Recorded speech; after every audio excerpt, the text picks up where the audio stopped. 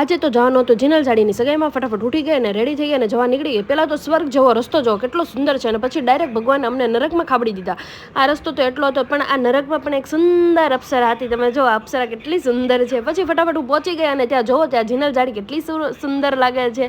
એ એનું કામ કરતી હતી, નેકલેસ પહેરતી હતી, ને પછી ફટાફટ રેડી થઈ ગઈ એટલે અહીંયા એનું ફોટો સેશન ચાલુ થઈ ગયું. આ સાઈડ મેં લઈ લીધી સ્નેપ. આ બાજુ અમે આવી ગયા હતા ફોટોગ્રાફી કરવા માટે. તમે એનું સ્ટ્રગલ જો કેટલું સ્ટ્રગલ છે બાપરે, એક નારી સપ્પે ભારી. હા ભાઈ. અને પછી અમે અહીંયાથી જવા માટે નીકળી ગયા, અને એક નારી સપ્પે ભારી આવત તો તમે સાંભળી જશે. આ હેને આડા જેને આવે એને હેને લેતી જાય એમ છે, પણ તો એની ગાડી સોની સ્પીડે હાલી જ જાય છે. આ છે જીનલના મમ્મી, મસ્ત રેડી થયા છે ને કોઈ કહેજો.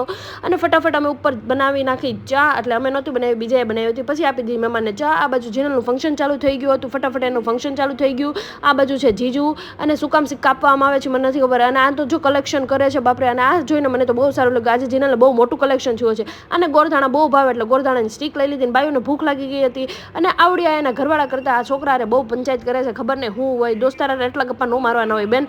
અને આ પાછું છે ને આને બહુ ગરમી લાગતી હતી, એટલે એને પંખો ચાલુ કરી દીધો. અમને પણ બહુ ભૂખ લાગી હતી, એટલે અમે પણ ખાવા માટે આવી ગયા. આ પુણ્યનું કામ કરતી હતી, બધાને પાણી આપતી હતી, અને અમે બહુ વધારે જ ખાઈ લીધું હતું મફતનું, એટલે અમે સોડા પીવા માટે આવી ગયા. બસ આજના વિડીયો માટે આટલું. હવે આપણે અહીંયા બાય બાય કહી દઈએ. નેક્સ્ટ વિડીયો માટે લાઈક, શેર, સબસ્ક્રાઇબ. બાય.